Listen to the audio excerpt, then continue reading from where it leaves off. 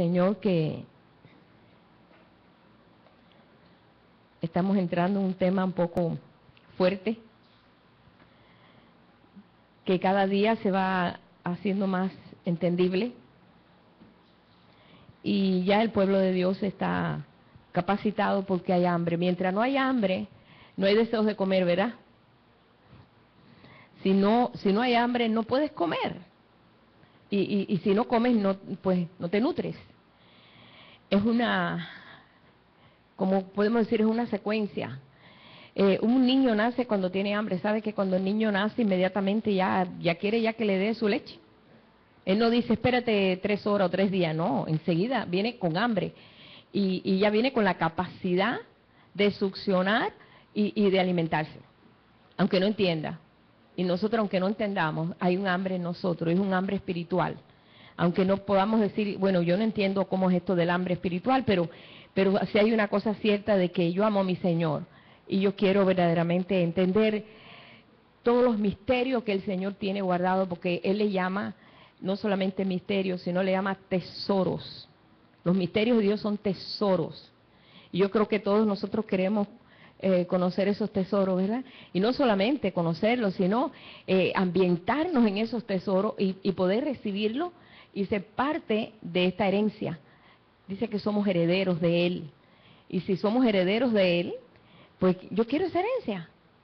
Pero una herencia para enriquecerme espiritualmente. Entonces, Dios nos ha dado esa capacidad de poder ser enriquecidos espiritualmente y podamos en este tiempo que hay muchas personas que andan con un signo grande de interrogación pensando qué va a pasar o hacia dónde nos estamos dirigiendo, qué clase de vida vamos a vivir, cómo va a ser el futuro. El Señor nos enseña, como decía el Salmo 34 que está leyendo Andrés, busca la paz y síguela, porque es lo que verdaderamente nos va a dar a nosotros esa tranquilidad y esa calidad de vida. Yo pensaba el otro día mirando a las niñas que tiene Pablito y Rosy, y yo veo que jueguen. Ellas no se preocupan porque ellas en sí, bueno, quizás tienen algún pasado porque es un caso, ¿verdad? Pero bueno, un niño no tiene ni pasado ni futuro porque él vive un presente continuo. El niño vive un presente. Él no sabe, no está pensando ni se sienta a mirar, a meditar, a ver cómo va a ser su futuro. Un niño no está en ese conflicto. Ni siquiera tiene pasado, porque no hay pasado en un niño. Por eso siempre los vemos tan alegres y con deseo de jugar y de divertirse. Y hay un gozo en el niño. Y yo decía, si el Señor dijo que tenemos que ser como niños, ¿en qué lugar nos ponemos? Un niño tiene siempre por esa razón cuando vemos un niño nos da por reírnos, ¿verdad? Nos sonreímos porque vemos esa ternura y esa candorosidad y esa poca malicia, o sea, ninguna malicia, entonces nos da por sonreír, no es difícil ponernos serios delante de una criatura, ¿verdad? Bueno, el Señor quiere un pueblo así, un pueblo que entre en su reposo y un pueblo que esté en el gozo de Él, porque estando en su gozo podemos pasar lo que tenemos que pasar o lo que tengamos que pasar, pero si tenemos gozo va a ser más fácil, ¿sí? Por esa razón, cuando nosotros vamos aquí a este capítulo 6 de Apocalipsis, donde habla de los sellos, y estos sellos han sido explicados en muchas formas, en muchas maneras, exteriormente, porque son secretos de Dios. Esto no está así a la publicación de decir, estamos con el jinete negro o el jinete rojo o el jinete, ¿verdad?, blanco, porque son de varios colores estos jinetes. Y mucha gente pues ha apreciado que si es negro habla de muerte, si es amarillo habla de plaga, si es de... No, en el idioma de Dios es diferente todo. Y tenemos nosotros que ver verdaderamente qué es el mensaje que Dios quiere enviar en este momento que estamos viviendo.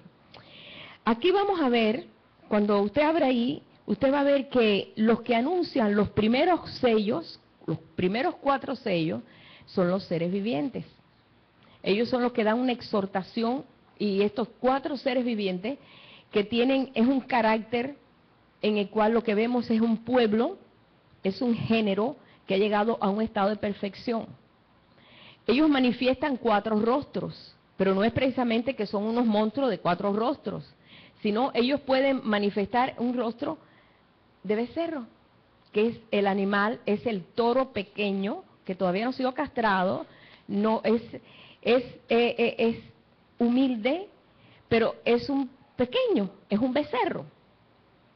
Y uno tiene rostro de león, que es todo lo contrario, es la determinación del carácter del león, que es el primer ser viviente. El segundo ser viviente tiene un rostro de becerro, y es un carácter humilde, es un carácter llevadero, es un carácter manso, como decía el Señor, aprended de mí que soy manso y humilde de corazón, y hallaréis reposo en vuestras almas. Vemos esta faceta, la tercera faceta de los seres vivientes, el rostro de hombre. Está hablando de este género, Dios está formando algo en cada uno de nosotros como hijos de Dios. Está formando el carácter del hijo. Un carácter determinado como el león, humilde como el becerro, no deja de ser carácter de hombre, y el último es como un águila volando, a donde el Señor está reflejando verdaderamente el deseo de Él, que podamos nosotros tener la fortaleza del águila para poder vencer en todas las cosas que tenemos que vencer. Ustedes saben que el águila es el ave de excelencia, es el único ave que puede alcanzar las alturas más altas, que cuando viene una tormenta ella ni se entera, porque ella está por encima de las tormentas, y es un ave que se renueva, ella misma se renueva, cuando empieza pues ya a caducar o envejecer, ella sabe cómo rejuvenecerse, como dice en el Salmo 103, de modo que te rejuvenezcas como el águila. Ella sabe cómo acabar con sus plumas, acabar con todo, para volver a salir unas plumas lindas, y cómo se golpea contra las rocas para destruir esas plumas que ya están ya caducadas, están viejas, y se renueva a base de dolor, porque eso duele, lo que ella hace para renovarse, el águila. Dice que aparece como un águila volando. Estas 4 figuras que aparecen en Apocalipsis han sido tema de mucha conversación, porque aparenta ser como un monstruo, ¿no? Porque aparecen los seres vivientes, y cuando Juan ve los seres vivientes tienen 4 rostros, y están llenos de ojos por dentro y por fuera, porque pueden ver espiritualmente, pero también no dejan de ser hombres, o no dejan de ser ser humano, pero tienen ojos por dentro y tienen ojos por fuera. Así como el libro está escrito por dentro y por fuera. El libro que el Señor quita los sellos está escrito por dentro y por fuera. El Señor está escribiendo en nosotros. Dentro de nosotros, Él puso completamente su palabra. Porque Él dice que era necesario que quitar de nosotros el corazón de piedra y poner un corazón de carne, donde tuviera capacidad de poder escribir todas aquellas cosas que estaban escritas en las leyes. Ahora el pueblo de Dios lo iba a tener internamente. Ese fue el trabajo que hizo Jesús. Por esa razón Jesús muere, entrega su vida, su sangre se derrama, nos quita la deuda que teníamos de nosotros, como podemos decir, por la herencia a través del Adán que peca, y todos los hombres tuvieron que vivir y reflejar la muerte por causa de Adán, por causa de este hombre que había caído. Pero trae un nuevo hombre que es Jesucristo, el nuevo Adán, el último Adán, y comienza un nuevo ciclo, una nueva creación. Y Dios ha luchado mucho con esta nueva creación, porque el hombre ha sido persistente en seguir viviendo en la vieja creación, en la vieja naturaleza, donde se acostumbró, todos sus ancestros, ¿no? Se acostumbraron a vivir en la vieja naturaleza, y se les hace más fácil porque mejor es lo conocido, ¿verdad? Porque ya lo conoce, que lo nuevo. Siempre a lo nuevo le tenemos un poquito de susto, ¿no? Y eso, el ser humano es así. Pero cuando vamos nosotros a leer los seres vivientes, es importante, porque estos seres vivientes son los que anuncian los 4 primeros sellos. Esos 4 primeros que son los 4 jinetes del Apocalipsis, tan famosos, que han hecho hasta películas en Hollywood, pero lo han hecho de acuerdo a la mente natural. Y si verdaderamente si se va a hacer a la mente natural, pues cualquiera lo entiende. Pero estos sellos no lo entiende todo el mundo. Solamente aquellos que verdaderamente le dan chance al Espíritu de Dios en ellos a que le desglose y que les enseñe todas las cosas. Entonces, estamos en este lapso de tiempo. Por eso habla aquí, y yo quiero leerle esa parte para que nos paremos firmes en entender que estos 4 seres vivientes que aparecen ahí no son seres ni extraterrestres, ni son seres raros que son ahí. No, son aquellos que verdaderamente son adoradores, porque ellos están alrededor del trono. La capacidad de los seres vivientes, ellos están alrededor del trono y frente al trono. Vamos a leerlo, porque si vamos a empezar a abrir los sellos y no leemos de los seres vivientes, nos vamos a quedar en el aire. Vamos a leerlo aquí. Vamos al capítulo 4, verso 6 de Apocalipsis, sí. 4:6 dice, y delante del trono había como un mar de vidrio semejante al cristal. Y junto al trono y alrededor del trono, ustedes saben que el trono habla del el lugar íntimo de Dios. El trono está hablando del lugar santísimo, del lugar de la presencia de Él, el lugar donde están ahí en los pensamientos de Dios. Ese es el trono de Él. Dice, junto al trono y alrededor del trono había 4 seres vivientes llenos de ojos delante y detrás. Exactamente como como el rollo, ¿verdad? Como el libro que no había quien desatara los 7 sellos, escritos por dentro y por fuera, llenos de ojos por delante y por detrás. Tienen capacidad de poder ver, discernir, entender todas las cosas, porque se han prestado con todo su corazón a conocer todas las interioridades de Dios, todos los misterios de Dios. Yo no creo que son 4 gentes solamente. Yo creo que es una compañía de pueblo, de gente, que está en esa disposición. El primer ser viviente era semejante a un león, el segundo semejante a un becerro, el tercero tenía rostro como de hombre, y el cuarto era semejante a un águila volando, volando. Está hablando de la capacidad. Vemos las águilas, a veces las vemos paradas donde quiera, pero qué majestuosidad cuando vemos un águila volando. Qué cosa tan hermosa, porque es tanta la personalidad del águila, cuando se remonta a esas alturas que no hay ave que la pueda seguir, porque no hay ave que tenga la capacidad, no solamente de la fortaleza, sino de su vista. Tiene una vista, como decimos nosotros, oye, tiene vista de águila. ¿Por qué? Porque tiene una capacidad de ver a unas distancias increíbles. Un ratoncito de este tamañito, ¿no? Chiquitito, que me imagino que lo debe ver así, y va directamente, suelta, dice que echa las alas así para atrás, las encoge y se deja caer, lo agarra y vuelve a abrir las alas y vuelve a subir a las alturas. Tiene una facilidad de bajar y subir a las alturas otra vez, para que ahí nadie, pues, le trate de robar su presa, como pasa muchas veces en el reino animal. Tiene una capacidad que por eso le llama el rey de las aves. Y no es que sea tan grande, vemos nosotros otras aves, ¿verdad? Hasta la avestruz es más grande, pero no vuela. Su tamaño es tan grande y su plumaje es tan pequeño que no puede levantarse a esas alturas. Pero él tiene esa capacidad. Y eso está hablando de la capacidad de nosotros como pueblo de Dios para subir a sus alturas y volver otra vez a lo que es andar aquí, como Jesús. Jesús andaba en la tierra y decía, porque mi Padre, y ellos no consideraban que ese hombre podía ser el Hijo de Dios, estaba caminando como ellos. Pero él decía, yo soy del cielo, y ellos se confundían. Yo soy del cielo. Antes de que fuera Abraham, yo existo antes que Abraham. ¿Qué?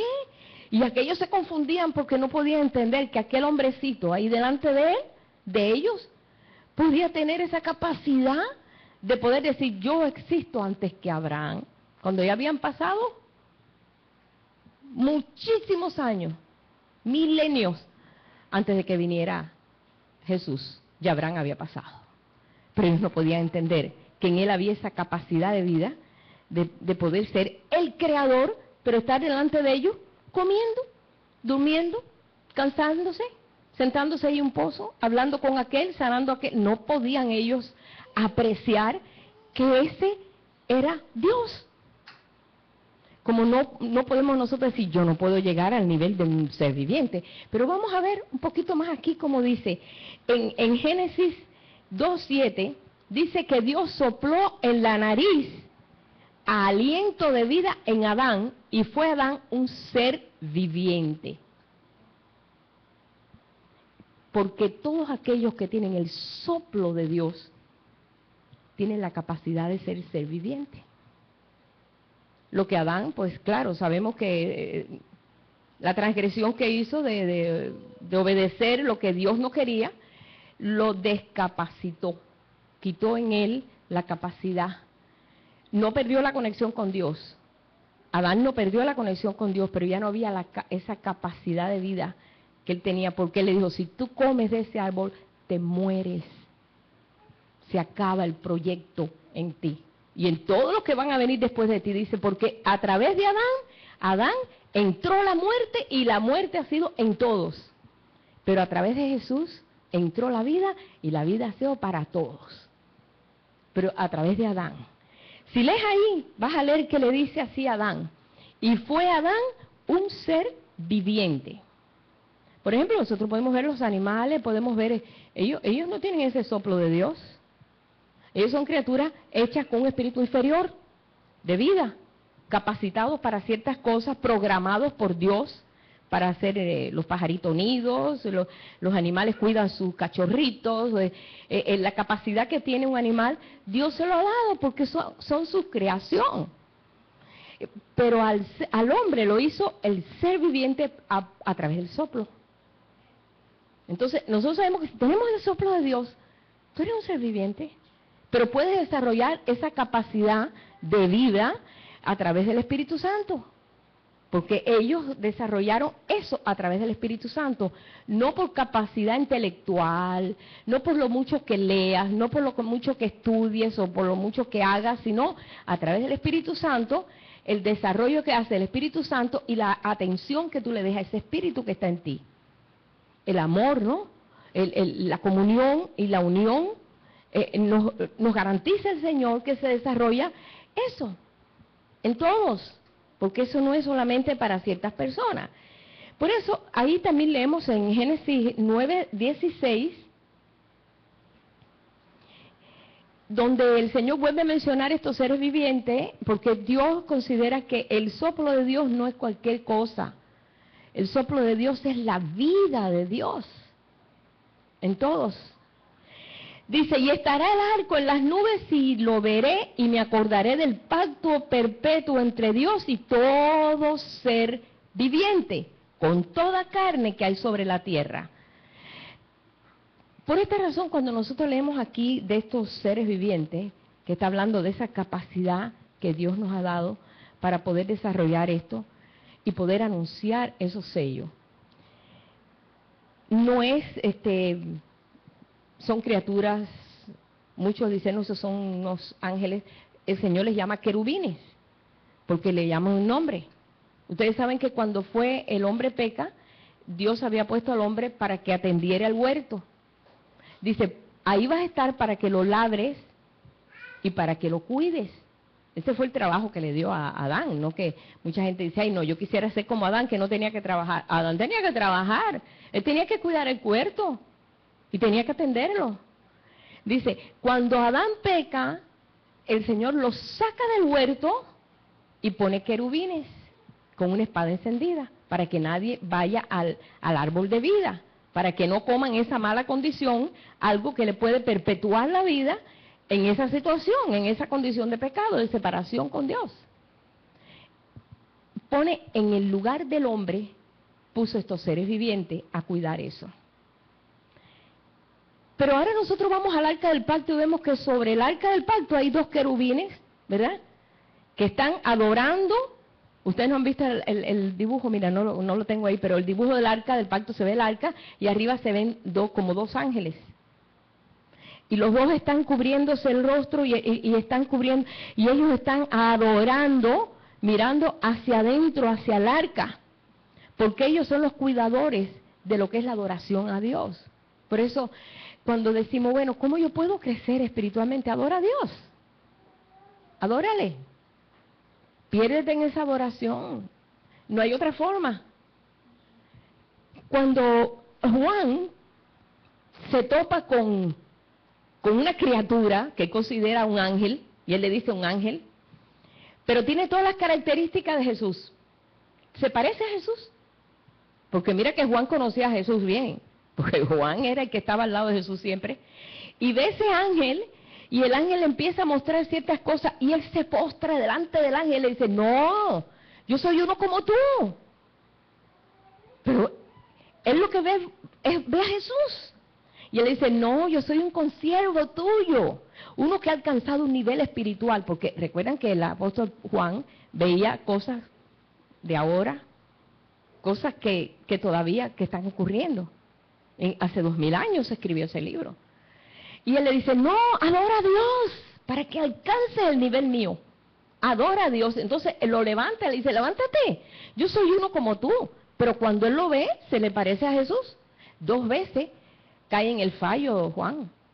Porque tú puedes caer una vez en el fallo, pero 2 veces.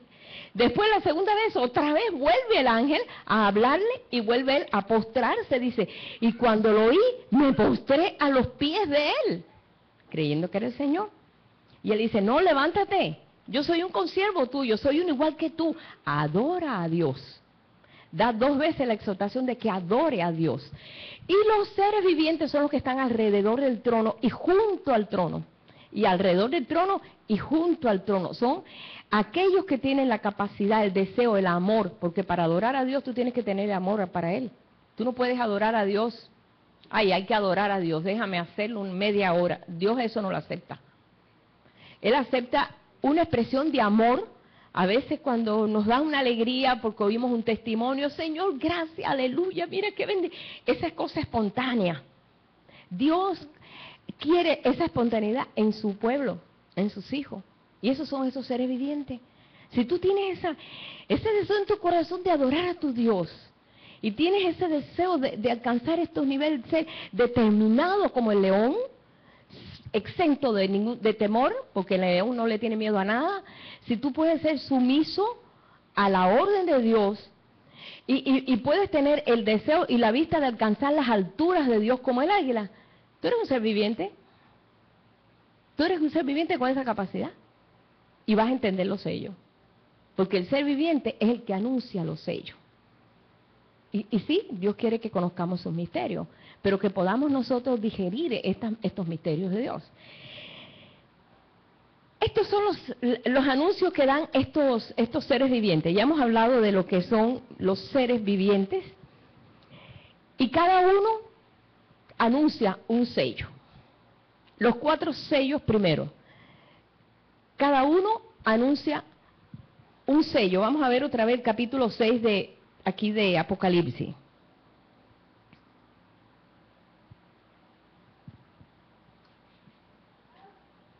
Empieza por decir, y oía uno, el versículo 1, vi cuando el Cordero abrió uno de los sellos, y oí a uno de los 4 seres vivientes decir como con voz de trueno, ven y mira. En los 4 primeros sellos, los seres vivientes son los que lo anuncian, y siempre dice, ven y mira. Ven y mira. Esa es la exhortación. Ven. Si nosotros realmente no tenemos la disposición de ir, de estar ahí, Señor, y poner en nosotros esa capacidad que ya el Espíritu Santo nos lo dio de ver como Dios ve, no lo vamos a entender. Pero bueno, ya nosotros hablamos del primer ser viviente que habla del león. El león es el determinado, ese carácter. Qué bueno que nosotros como hijos de Dios seamos determinados. Yo quiero esto. Dice, el hombre de doblado ánimo es inconstante en sus caminos. Es como las ondas del mar que va y viene. O sea, que las olas del mar va y viene y no se detiene. Dice, el hombre de doblado ánimo. Dios no quiere un pueblo de doblado ánimo. Que un día, ay, aleluya, otro día está. Que no quiere ni que le hablen ni del Señor. Porque está pasando una aflicción y la aflicción es más grande que el amor. Y cuando dice aquí en las Escrituras que el amor es la virtud más grande. Que todo se podrá acabar, pero el amor permanece para siempre. Tiene que vencer todas esas cosas. Cuando abre ese primero, que es el león, quien el carácter del león anuncia la capacidad de Dios de estar en todas partes. Vemos que esto lo estuvimos hablando, y lo hace con voz de trueno. El trueno, dice en Job, declara su indignación. El trueno de Dios. Vamos a leerlo y yo quiero que leamos eso, creo que no lo leímos la vez pasada.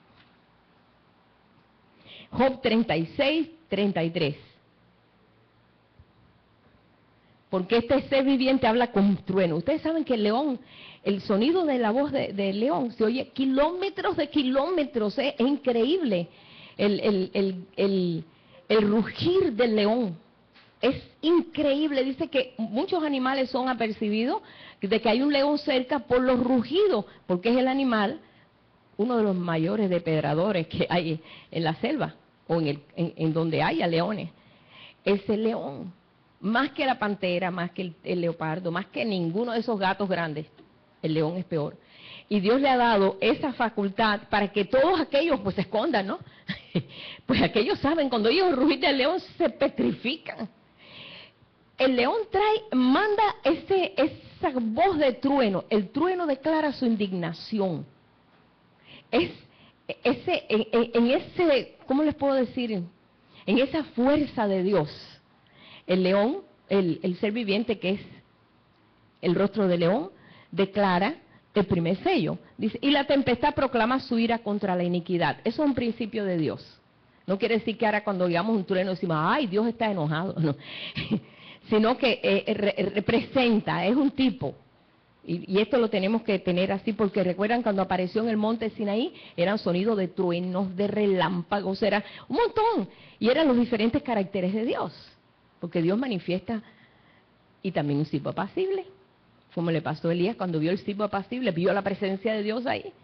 O sea que vemos en él el carácter que puede desarrollar. Bien. Cuando él da ese mensaje en el primer sello que se abre, fue cuando vio el caballo blanco, porque está hablando de la santidad. ¿Cuánto pueblo de Dios ha luchado por la santidad? Tengo que ser bueno, tengo que ser bueno, tengo que ser bueno. Hasta inclusive en Cuba hay una religión que inventaron, que empezó en Cuba, y ya se ha regado por muchos lugares, que se visten de blanco, de cabeza a los pies.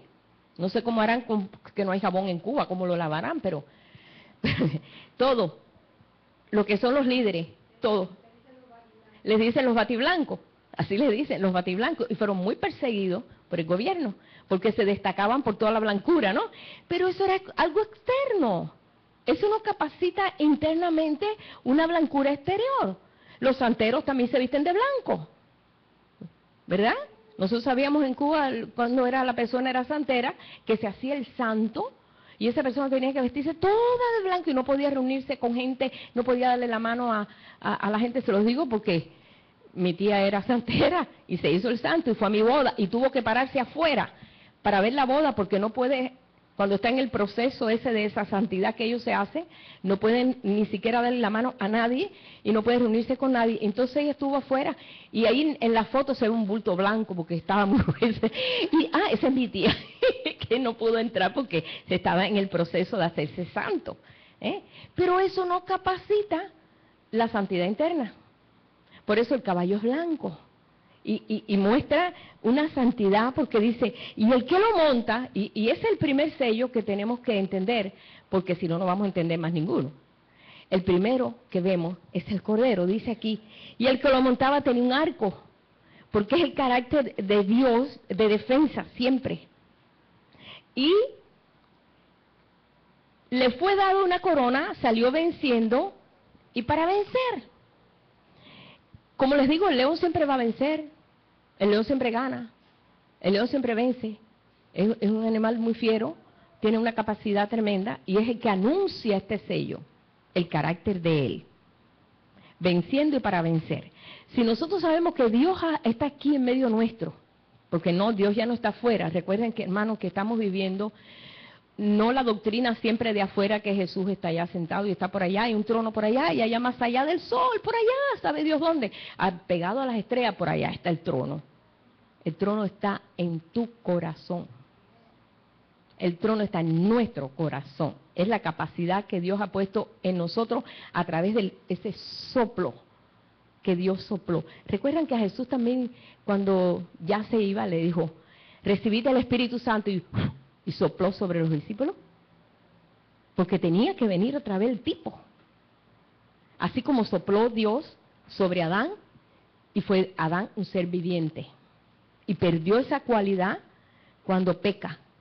Pero siguió en los planes de Dios, porque Dios no, los negocios de Dios nunca se echan a perder. Él lo arregla. Él es tremendo.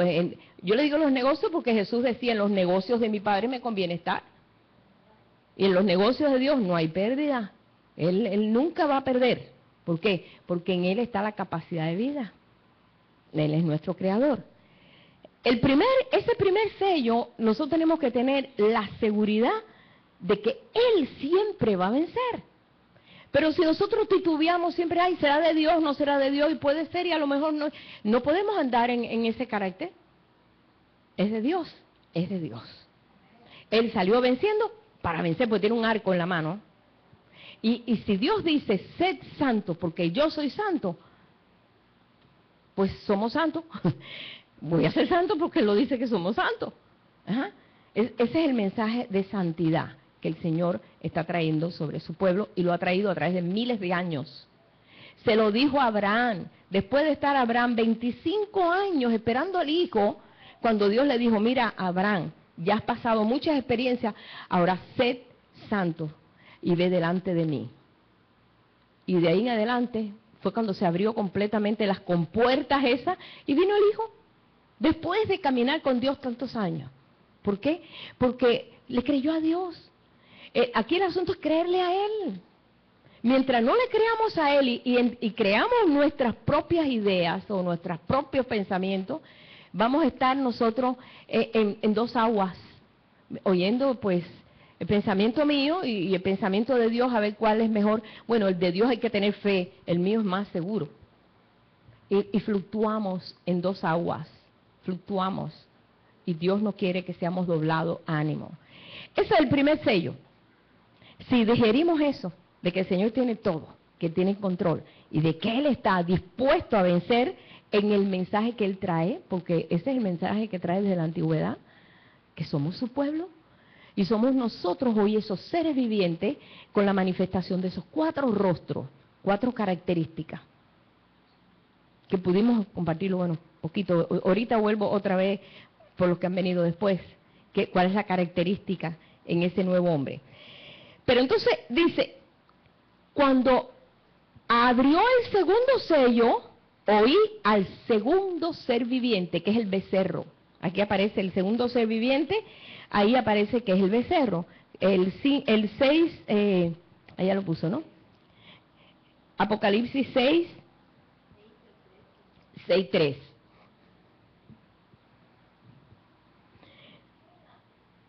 Vi cuando el Cordero abrió uno, bueno, ahí segundo, el otro, el siguiente, el 2. Cuando abrió el segundo sello, oí al segundo ser viviente, que es el becerro, es el toro bebé, como le está diciendo, que decía, ven y mira. Ahora está manifestando el carácter manso y humilde. Jesús podía manifestar el carácter de león. Cuando se enfrentaba a los fariseos, no hombre, un león. Pero cuando se manifestaba, cuando Él iba al Padre, cuando le enseñaba a los discípulos, era el Cordero manso y humilde. Dice, aprended de mí, que soy manso y humilde de corazón, y hallaréis descanso en vuestras almas.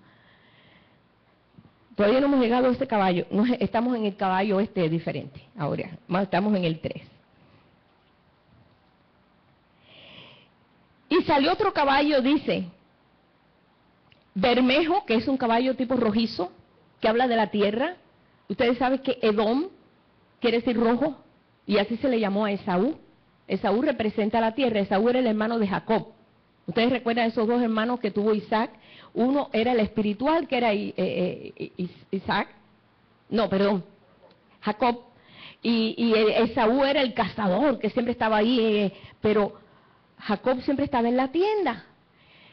Cuando muere Abraham, déjeme decirle, cuando Abraham ya muere, ya sus nietos tenían 15 años.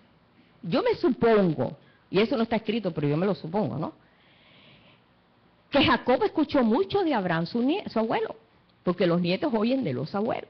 Yo tengo más recuerdos de mi abuela, y mira que siempre estuve con mis padres, de cosas que mi abuela me enseñaba, que las que me enseñaba mi mamá. Como que las atesoraba más y las obedecía. Algunas otras no, porque no, pero las que yo veía que tenían ciertos fundamentos, sí, las pensaba. Y estos dos hijos, uno era de la tierra, que era Esaú, que Esaú quiere decir Edom. Edom habla de rojo, quiere decir, traducido, siempre que muestra ese tipo de color bermejo, es un rojo como terracota, como un rojizo. No es rojo ese que nosotros conocemos, rojo, es un rojizo. Y sí conocemos caballos así, ¿verdad?, que son ese tipo. Este es el carácter que manifiesta, dice, y el que lo montaba le fue dado el poder de quitar de la tierra la paz y que se matasen unos a otros, y se le dio una gran espada. No quiero que vean en esto el becerro que está anunciando este sello que se abre. Cuando vemos esto aquí, este ser viviente que representa el manso y humilde, está hablando de algo que está ocurriendo, va a ocurrir en la tierra. Pero no está hablando de hechos y que va a pasar esto, porque nosotros sabemos, sin oír de los sellos, sabemos que la gente se está matando. Sabemos que hay guerra por aquí, guerra por allá, guerra por acá. No, Dios no tiene que abrirnos ningún sello para darnos cuenta. Pon la televisión, o compra un periódico, o escucha a la gente, y sobre todo los pesimistas. Y vas a oír que no, la tierra está de patas arriba, la cosa está mala, porque allá, que mira, los musulmanes por acá y los otros por acá, ¿qué va a pasar de nosotros? Y eso ya lo sabemos. Pero aquí lo que se está refiriendo es otra cosa.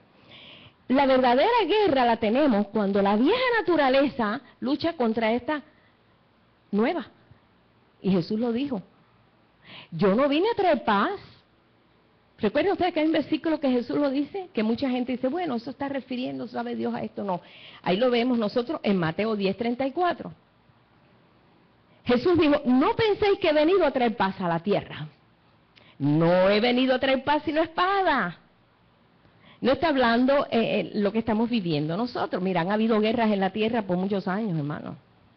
Aquí en Estados Unidos hubo guerra, ¿qué no? Con los indios, con los cowboys, con los de estos. Siempre hemos ido de guerra.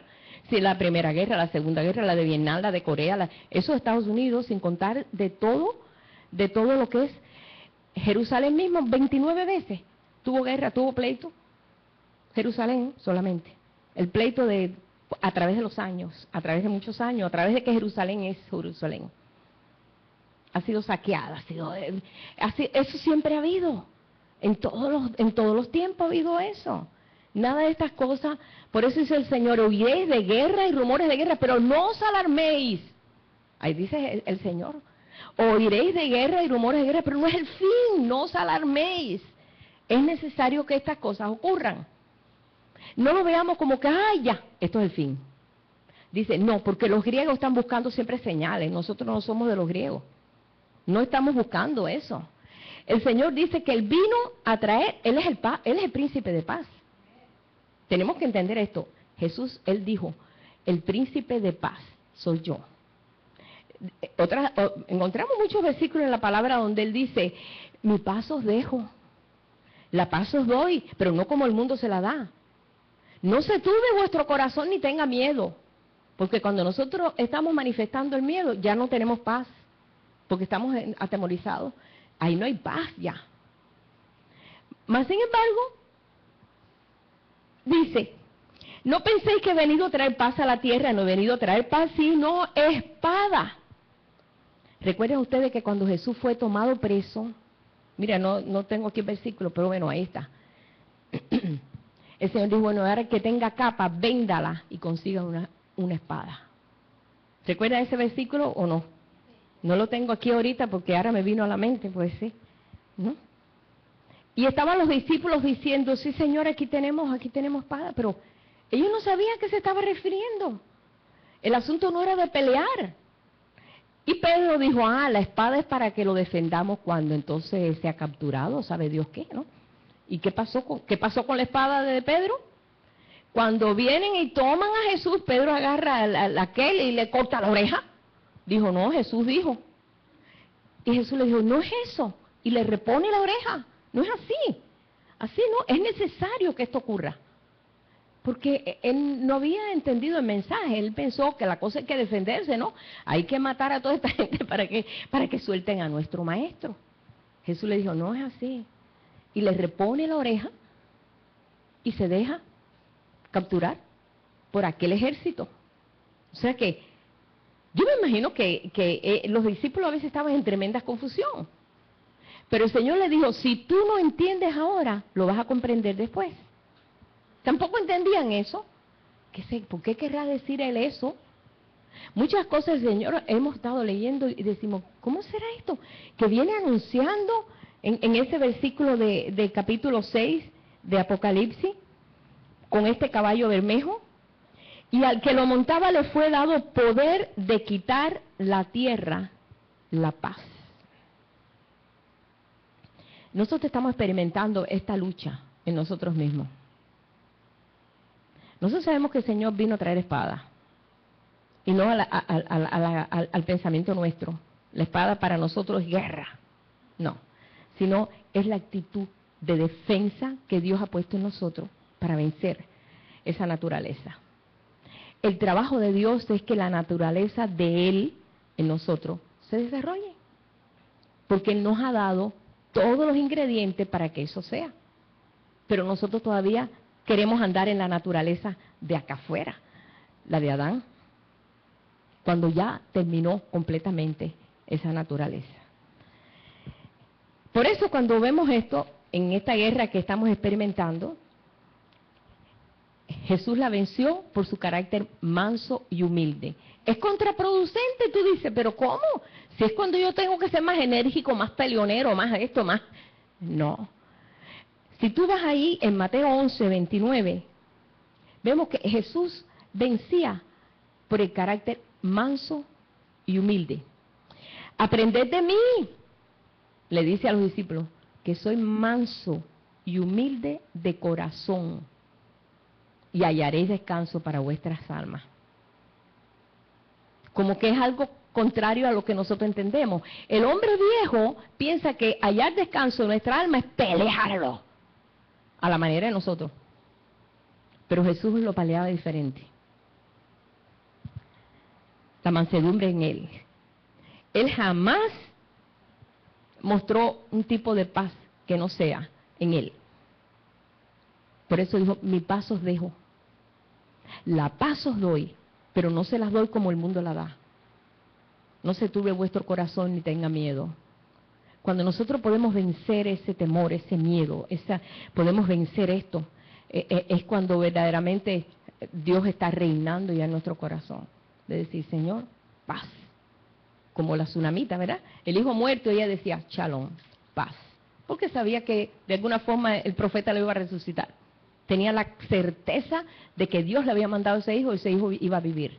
Había propósito con ese hijo. Ese es el carácter que Dios está labrando en nosotros. Eso está en Juan 14, 27. Vamos a ponerlo para que esto se quede ahí grabado. Juan 14, 27. La paz os dejo, mi paz os doy. Ya la tenemos esa paz. Él es el príncipe de paz que está habitando en nuestro corazón. Ese es el príncipe de paz. Yo no se las doy como el mundo la da. El mundo hace guerra para tener paz. Porque ellos creen que de esa forma es como puede tener. Y aquí el que mando soy yo. Y tiene a todo el mundo sometido. Esa no es la forma de entrar en esa paz. No se las doy como el mundo la da. Es diferente, hermano. Por eso es la forma de pensar. No se turbe vuestro corazón ni tenga miedo. Cuando estamos manifestando ese temor y ese miedo, cuando leíamos aquí en Apocalipsis, decíamos, ay, mi madre, va a salir ahí, Dios mío, y van a matarse unos a otros, ay, se va a acabar el mundo aquí. Las guerras más grandes que se han hecho aquí en la tierra han sido religiosas. Porque cada uno cree que ellos son los que tienen la razón, y cada uno se mata unos a otros. Y Jesús no actuó así. Una vez le dijeron, Jesús, aquellos siguen aquello, están trayendo el mensaje tuyo, pero se van para allá. Dice, si hablan de mí, déjalos. Si hablan mal de mí, pero si hablan de lo que yo estoy trayendo, está bien. Es un carácter manso.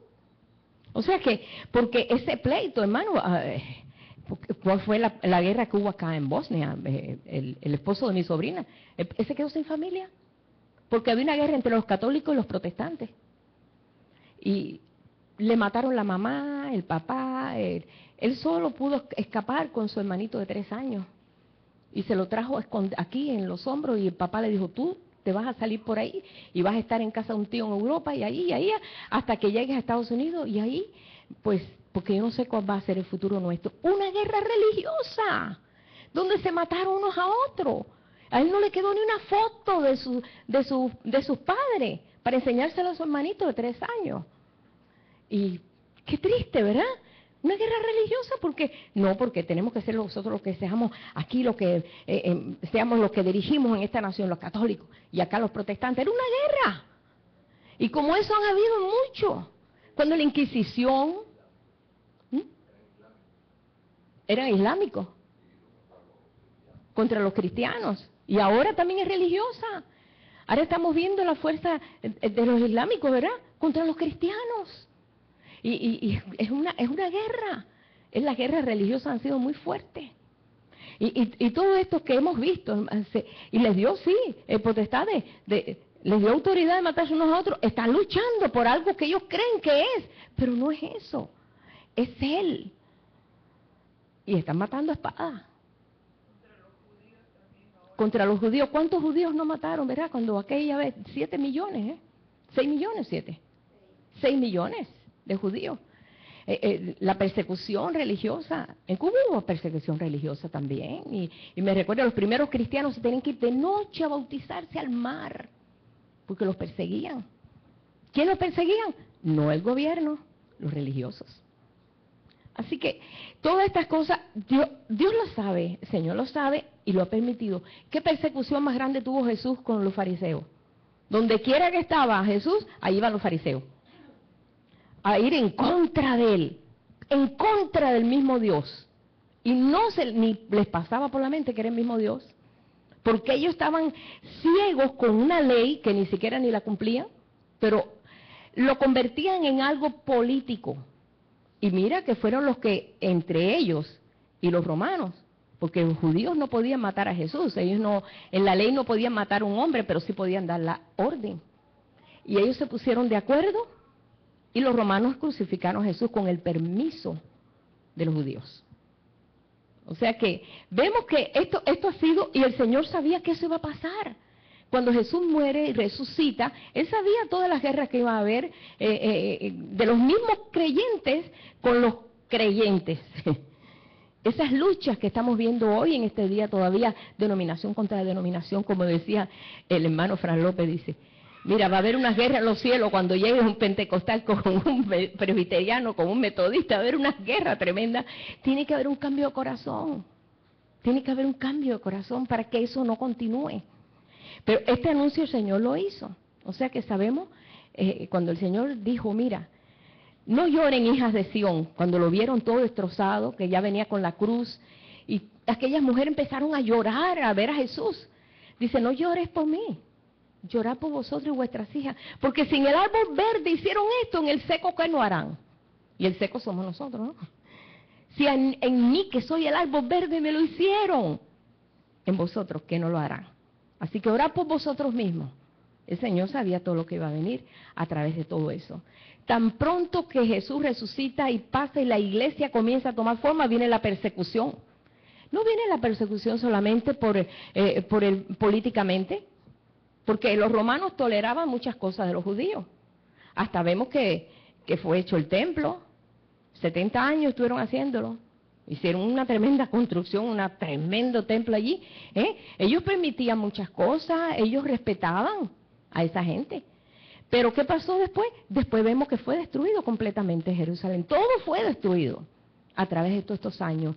Y veamos nosotros históricamente todas las cosas que pasó, pero está anunciado en ese sello.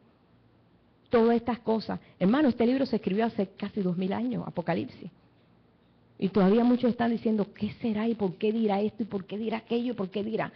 Todo eso estaba ya para que los sellos ya, esos sellos estuvieran abiertos en el pueblo de Dios hace 2000 años, cuando se escribió ese libro. Pero ahora apenas estamos entendiéndolo esto. Pero bueno, en ese sello, si hay algo que no lo entiende, dile, Señor, revélamelo. Pero quiero leer otro versículo que está en el Salmo 37:11, donde dice, pero los mansos heredarán la tierra y se recrearán con abundancia de paz. Los mansos, los que verdaderamente no están tomando la lucha como la toma el hombre natural. Sino, Señor, tú tomas control. Cuando nos sentimos perseguidos por algo, seguimos, tú tienes el control de todo. Ahora, la parte del león es la determinación de decir, yo creo que sí, que Dios tiene el control. Es el carácter determinado, pero el carácter del becerro es la mansedumbre. No se nos olvide ese, que ese, el becerro es el que anuncia ese sello. Pero bueno, vamos a ir al tercer sello. Cuando abrió el tercer sello, oí al tercer ser viviente que decía, ven y mira. ¿Quién es el tercer ser viviente? El hombre, rostro de hombre. El tercer ser viviente. Si quieres saber el orden de los seres vivientes, aquí mismo está en Apocalipsis 4, verso 7. Ahí te muestra el orden del primer ser viviente, del segundo, del tercero y del cuarto. Y le pido a Dios que podamos entender todo esto, ¿verdad? Yo sé que esto yo me he empapado en esto y ya llevo días en esto, pero el que lo oye por primera vez... espérate, déjame poner todo en orden. Estos seres vivientes están mostrando un carácter que podemos verlo en diferentes formas. Vuelvo y se los voy a repetir porque algunos vinieron después. Estos seres vivientes que son los que anuncian y son los que están al lado del trono y alrededor del trono, tiene que ver con un pueblo, no con 4 gente, un pueblo que ha llegado a esa capacidad de entendimiento con Dios y son adoradores. Y le adoran, porque para estar al lado del trono y alrededor del trono, tienen que ser adoradores. Tienen que ser que conocen el pensamiento de Dios, que aman al Señor. Es un montón de gente, vaya, no quiero que vean esto como una figurita, sino que son un pueblo, son gente, nación, pueblo, que ellos han creído a Dios en toda la capacidad y tienen las características de león, de becerro, son seres humanos, tienen rostro de hombre, pero también como de águila volando, tienen 4 rostros, ¿sí? Podemos entender esto bien, hermano. Si no, dile, Señor, explícamelo más tú. Yo lo estoy entendiendo ya, pero es necesario que lo podamos digerir esto. Y por eso es que cada rostro manifiesta un sello, porque es en la capacidad que lo está dando. Este lo está dando el hombre, el rostro de hombre. Por esta razón, este es el mensaje que trae el tercer sello. En todos dice, ven y mira, ven y mira, ven y mira. Observa esto. Toma conciencia de esto. Y es un caballo negro. Y el que lo montaba tenía una balanza en la mano. Ahora, siempre que hemos leído los jinetes del Apocalipsis, el negro es la muerte. Siempre, no sé por qué muestra el negro. El negro es un color, no es color, es un neutro. Y si vamos aquí a la escritura, vamos a ver que cuando el oro se ennegrece, se pone negro. Vamos a leerlo. Vamos a ver Lamentaciones 4, 1 y 2. Vamos a ir a la forma en que Dios habla. No vamos a ir a la forma en que los hombres hablan. ¿Sí? Porque podemos decir, espérate, entonces el color negro. El negro es un neutro. Pero vamos a ver lo que pasa aquí en Lamentaciones 4. Verso 1 y 2 dice, ¿cómo se ha ennegrecido el oro? Es el carácter. Si Dios ha puesto en nosotros el soplo, porque si vamos a Génesis, y lo leí al principio, dice, y sopló Dios sobre Adán y fue un ser viviente Adán, porque tenemos el soplo de Dios.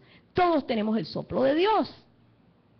Y ese soplo de Dios nos capacita a conocer todas estas cosas, si lo desarrollamos. o si lo tomamos en consideración. Porque yo puedo andar con el soplo de Dios y puedo andar en mis propios caminos, porque yo he decidido mis propios caminos. Pero cuando yo digo, Señor, yo quiero andar en tus caminos, y ese soplo de Dios que Dios sopló sobre Adán y lo capacitó a esa conexión con él y a conocer todas las cosas, y Adán le puso nombre a todos los animales, y Adán pudo ser desarrollado en muchos aspectos por el soplo de Dios, no por otra cosa. Hay muchos que no han apreciado eso, y aunque la naturaleza de Dios habla del oro, siempre que te habla de oro, está hablando de la naturaleza de Dios. Por eso en el arca del pacto es todo de oro, es todo de oro. Los querubines son todos de oro. Los seres vivientes que están sobre el arca del pacto son de oro puro, hecho a martillo. ¿Viste cómo hicieron esos ángeles, no? A puro martillo formaron eso, no fue a ese fuego, sino a martillo le dieron forma. Tenía que ser a martillo. Y es como el Señor le está hablando en nuestra vida. Pero tiene movimiento como seres humanos. No, delante, en lo que es en el arca del pacto es la figura. Ustedes han visto el arca del pacto, ¿verdad? Hasta películas han hecho. Tiene como dos ángeles así, uno aquí y otro está enfrente. Y están mirando hacia el propiciatorio, que es el lugar de la presencia de Dios. Son símbolos, pero eso es un pueblo. No son dos, es un pueblo. Manifestando esos cuatro rostros, esas cuatro características. Y es un pueblo que, yo te puedo decir que el apóstol Pablo era uno de ellos. Te puedo hablar de que esos apóstoles habla del carácter de ellos, que alcanzaron un nivel para entender todo eso.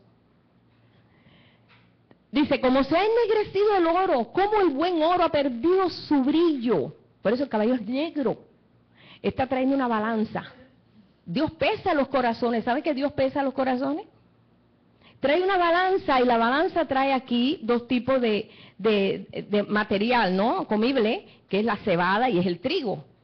La cebada era una comida, pues era de pobre. La cebada se usaba para ofrendas sobre los celos, ofrendas de pecado. El trigo no. El trigo se daba, era para especial ofrenda. Pero la cebada era algo pobre. Recuerden ustedes, el profeta Oseas, él compró a una mujer adúltera, la compró por cebada, porque era de muy baja calidad, ese tipo de grano, era de baja calidad, era muy pobre. Él la compró, porque Dios le dijo, búscate una mujer engañadora, cásate con ella, para que tú sepas lo que yo estoy sufriendo, porque mi pueblo es adúltero, para que tengas un mensaje que te duela. Y se tuvo que casar con una adúltera, una prostituta, y la compró con grano de cebada y plata, y tuvo que sufrir en su carne lo que era ser engañado, para que entonces el mensaje de Dios, cuando hablara, este pueblo adúltero, le doliera de verdad. Ese es el profeta Oseas, que tiene un testimonio tremendo, pero compró a aquella adúltera con grano de cebada. Pero hay un peso, y entonces el mensaje que trae Dios pesa los corazones, trae una balanza, y está trayendo, como dice, bueno, vamos a terminar de leer aquí bueno, ya leímos esta parte, como dice, se ha ennegrecido el oro. Ya sabemos que el color negro no está hablando de que va a ser una muerte o que va a ser esto, no. Está hablando de lo que ha perdido el propósito. Que pudiendo nosotros brillar como el oro, hemos perdido eso. Y somos neutrales. Como digo, el negro es neutral, no es un color siquiera. Cómo se ha perdido el oro. Y ese mensaje que trajo Jeremías fue el pueblo que no entendía el trato de Dios y le dieron las espaldas a Dios. Y tuvo que decirle, pero ¿cómo se ha perdido el propósito de Dios en la vida de ustedes? Vuelvan en sí. Y ese era el mensaje de Jeremías con el pueblo. Las piedras del santuario están esparcidas por las encrucijadas de todas las calles. No hay cuidado, no hay propósito. O hay una ignorancia total. Vamos a ver, el versículo 2 también habla de eso. Los hijos de Sión, apreciados y estimados más que el oro puro, como son tenidos por vasija de barro, obras de mano de alfarero. Siendo de un valor tan grande, han descuidado el valor. Y ahora viene a ser como una vasija de barro, no vale nada. como vasijas de barro, teniendo nosotros la capacidad de vida y la vida de resurrección que Dios ha puesto en nosotros, y tantas promesas y tantas bendiciones, más sin embargo, que descuidada. Eso es lo que está trayendo el mensaje, el jinete, el caballo negro que trae ese jinete. Y vemos otra vez Apocalipsis 6, cuando vamos a ver qué trae en la mano. Cuando abrió el tercer sello, oí el tercer ser viviente que decía, ven y mira. Y miré, y aquí un caballo negro, y el que lo montaba tenía una balanza, una pesa en su mano. Y oí una voz de en medio de los 4 seres vivientes, porque este mensaje viene de estas 4 características, ¿no? Que decía, 2 libras de trigo por 1 denario, y 6 libras de cebada por 1 denario, pero no dañes el aceite y el vino. El trigo siempre representa al pueblo de Dios. Ustedes saben cómo dice que el trigo y la cizaña representa lo que no sirve, es la paja esa, no, es un tipo de hierba que se parece al trigo, pero no es trigo. Pero el trigo era lo valioso, era el grano valioso con que se hacen los panes en todas partes del mundo. Y Dios mide, Dios pesa, dice, 2 libras de trigo por un denario, era el sueldo diario de un obrero, un denario. Por eso cada denario, pues ellos pues eran pagados todos los días, por un denario. O 6 libras dice 6 libras de cebada, a ver, ¿dónde está? 6 libras de cebada por 1 denario. O sea que la cebada es de un valor bien bajo, pero Dios pesa. Fíjate que trae la balanza, y 2 libras de trigo tiene el valor de 6 libras de cebada, y el mismo precio. Queriendo decir el Señor que verdaderamente Él está pesando los corazones, y quién verdaderamente quiere ser trigo, o si quiere ser cebada, quiere ser inferior, pues ahí Dios está pesando, nos está enseñando que nosotros cogemos, qué camino quiere. ¿Tú quieres que se desarrolle esa vida? Pero le dice, pero no dañes el aceite y el vino. El aceite y el vino es la unción que Dios ha puesto en nosotros, y el vino es la vida que ha puesto en nosotros. No dañes nada que represente la vida de Dios. Ese es el mensaje que trae este jinete, que explica y dice, esto es importante que nosotros lo entendamos ahora, hermanos, que Dios preserva a su pueblo, y que el Espíritu de Dios, así como David preservó la vida de Saúl, porque Saúl tenía la unción sobre él respetó la vida de Saúl, siendo como era Saúl, que no merecía ni que respetaran su vida. Pero la unción en Saúl era para David de tanto respeto, y sabemos nosotros que David es un tipo Cristo en muchas de sus acciones. Él respetó la vida de él hasta que él mismo determinó qué hacer con su vida. Sabemos que Saúl se suicidó. Pero él dijo, yo no lo voy a tocar al ungido de Jehová. Yo no soy capaz de venir a interrumpir la unción en nadie. Y él cuidó eso. Y lo que hizo fue huir y pasarse todo un montón de años escondiéndose de Saúl, por tal de no herir a aquel hombre que tenía la unción sobre él. ¿Cuánto más el Señor?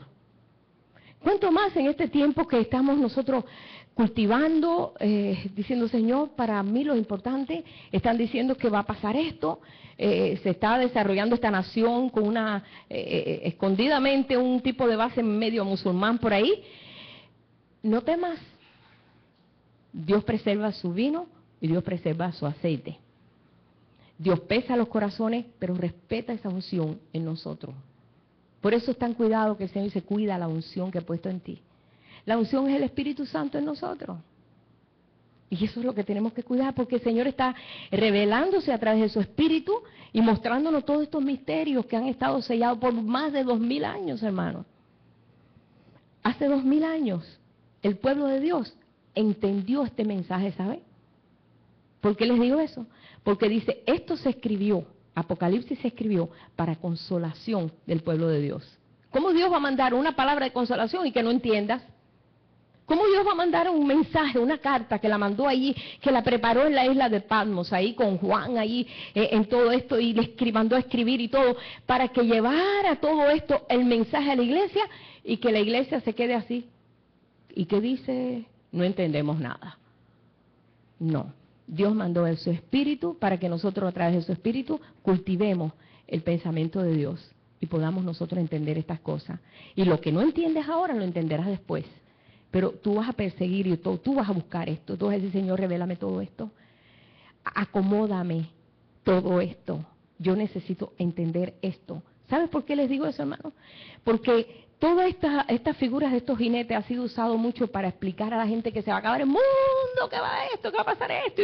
Y ahí tienen a todas las ovejas así, mira, temblando. ¿Qué va a pasar y cuándo va a pasar? Desde que yo tuve uso de razón en la iglesia, estoy oyendo un mensaje en el cual pues va a pasar cosas horribles. ¿Verdad? No sé ustedes, pero yo siempre he estado oyendo que va a pasar esto y que por aquí y por allá y que nos van a llevar y nos van a meter una guillotina y que nos van a hacer aquello. Eso lo hemos estado oyendo a través de tantos años. Dios no quiere eso. Sabemos que encontraremos persecución. Dice, todo aquel que quiera vivir como Cristo Jesús hallará persecución. No tenemos que ir muy lejos, ¿verdad? Y no es la persecución que nosotros entendemos, la persecución de los comunistas o de esto, no. Nosotros estamos luchando, entendiendo que Dios está forjando un carácter en nosotros, respetando nuestra forma, ¿sí? Porque Dios no quiere autómatas y Dios no quiere títeres, pero el Señor lo que quiere es conexión y comunión con nosotros. Que nosotros podamos escuchar, decir, habla Dios que tu siervo oye. Como decían los profetas, habla Señor, tu siervo oye. ¿Y oían? ¿Y cómo podían oír? Escuchaban lo que Dios quería. En todo este mensaje, pero si nosotros nos acomodamos que el mensaje está hablando de algo trágico y horrible que va a ocurrir, no, hermano. Mire, vamos a terminar, se me fue la hora.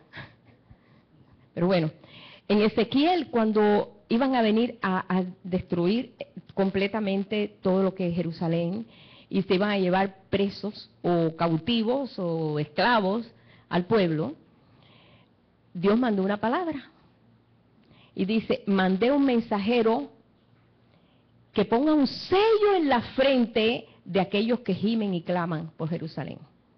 Eso no me los vas a tocar. Y entonces no hubo nadie que hiciera eso en lo natural. Pero esos quedaron en la tierra y no se les tocó un cabello. Y se llevaron cautivos allá a Babilonia a muchos. Y a estos no le pudieron hacer nada. Aquellos que estaban gimiendo, ay Señor, mira cómo está Jerusalén, cómo se ha perdido el oro, Señor, cómo está situación. Y clamaban. Y los otros no, ¿qué les importaba? Esos, el Señor los preservó. Es un carácter. Dios preserva a su pueblo. ¿Por qué Dios preservó a Juan? Cuando Juan estaba allí, que estaban a punto de ser perseguidos, todos decían, Juan no va a haber muerte, porque Juan fue fiel con Jesús. Y Juan no va a haber muerte. Y había esa comidilla entre los discípulos. Y cuando Pedro le dijo Jesús, ¿y este qué? ¿Qué es de este? Porque se decía eso.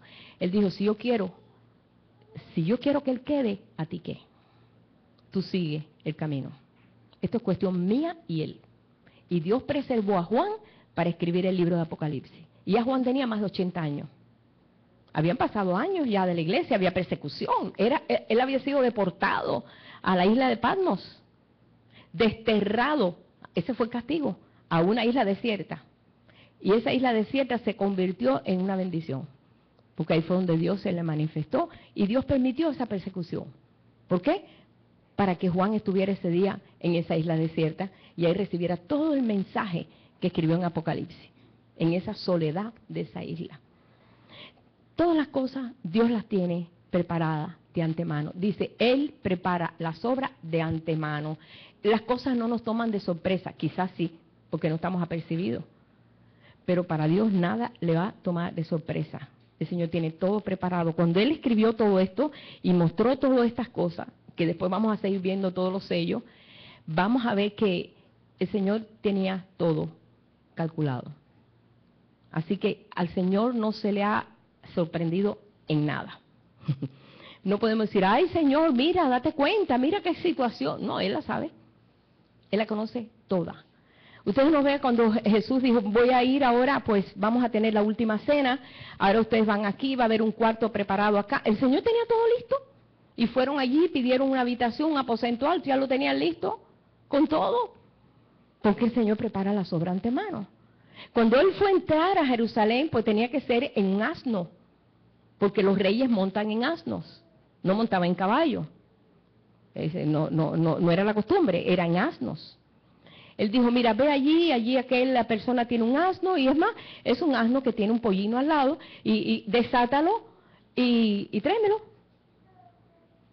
Y ellos fueron y trajeron el pollino y sentaron a Jesús y entraron. Él tenía todo preparado. Él prepara las obras antemano.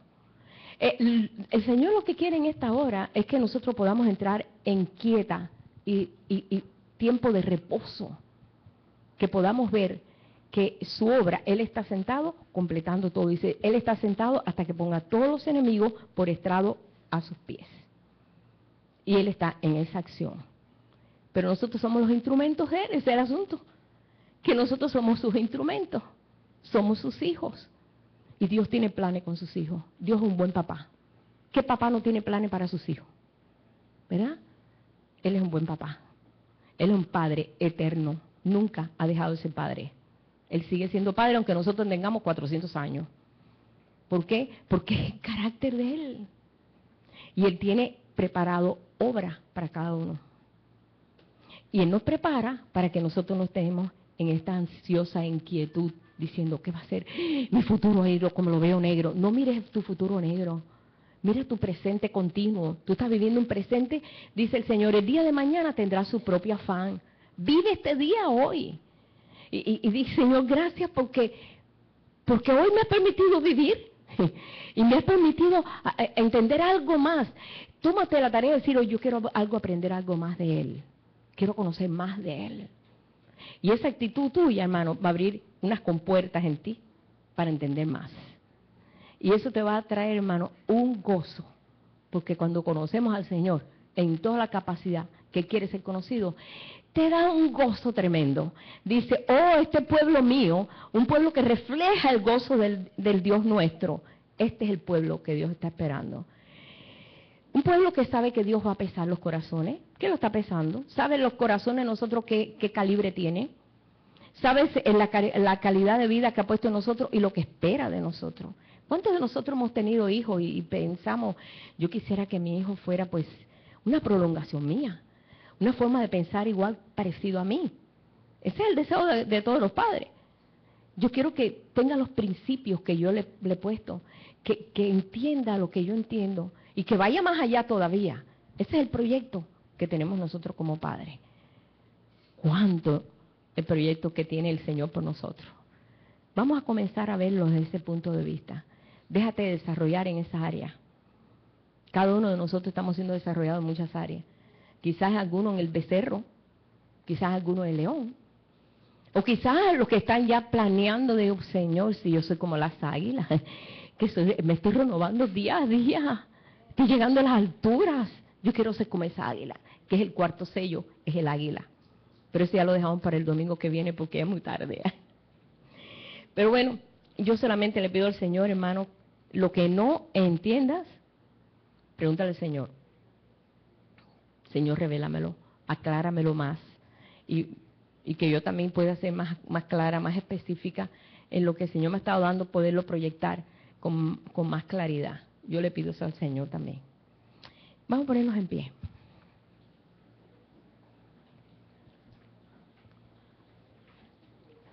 Padre, en esta mañana te damos gracias, porque a veces el entrar en las cosas tuyas profundas, Señor, a veces nosotros decimos, Dios mío, ¿qué es para ti, Señor?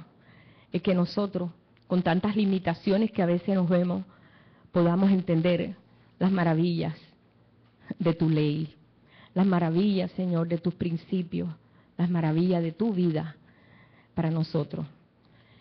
Pero tú has levantado un pueblo en estos postreros tiempos, un pueblo que va a estar bien apercibido, bien entendido como las estrellas del cielo, el cual, Señor, brillarán, Señor. Estrellas que declaran la sabiduría tuya y el amor tuyo, Padre, sin perder en nada, Padre, la calidad de hombre o la calidad del ser viviente humano. Gracias, Padre, porque no tenemos que ser, pues, como los ángeles del cielo, aunque hay un llamado. No tenemos que ser como seres de otro planeta, sino aquí tú nos pusiste en la tierra para proclamar tu gloria. Pero nos capacitaste a través de tu Espíritu Santo que pusiste en nosotros, tu vino y tu aceite, tu vida y la unción del Santo dentro de nosotros, para entender todas las dimensiones de tu Espíritu, la altura, la anchura, la profundidad y la largura, todas las medidas, Señor, de tu reino en nosotros. Si nos has capacitado, Padre, ayúdanos, Señor, a poder digerir todo esto, toda la capacidad de vida que has puesto en nosotros, que podamos proyectarla y que nada sea estropeado por nuestro diario vivir. Porque muchas veces en nuestro diario vivir, Padre, entorpece y ennegrece el oro. Pero nosotros queremos que ese oro brille, Señor, y muestre la calidad de vida que tú has puesto dentro de nosotros. Esos ojos que están dentro de nosotros y fuera de nosotros, que es el poder discernir con todos los santos todas las dimensiones de tu reino. Señor, que esto se pueda desarrollar en tu pueblo. Padre, así como el apóstol Pablo lloraba y clamaba y gemía y decía, Padre, que ellos sean llenos de la sabiduría tuya, la sabiduría de lo alto, no la sabiduría animal y diabólica de la tierra, sino la sabiduría que viene de lo alto, Señor, que es sana, que es pacífica, porque tu sabiduría es pacífica, Señor, y nos capacita, Padre, a vivir en gozo y en paz. Padre, yo te pido todo esto para tu pueblo en esta mañana, Señor. Capacítanos. Estos sellos están abiertos porque ya no se pueden abrir más, pero ábrelos en nosotros, en esta mente, Señor, que a veces es tan natural, en nosotros mismos, Padre, para que podamos entender todos los planes que tú tienes para este último tiempo que nos ha tocado vivir. Gracias porque lo que vivimos, pues ya lo vivimos, pero gracias por el presente continuo que estamos viviendo, que podamos verdaderamente alcanzar esa tremenda meta, Señor, porque los entendidos resplandecerán como las estrellas a perpetua eternidad. Yo creo esto, y yo te bendigo en esta mañana y te doy gracias, Señor. Gracias, Padre, te doy gracias, Jesús. Aleluya. Gracias, Padre. Y todos les damos gracias, ¿verdad? Gracias, Padre. Gracias, Señor.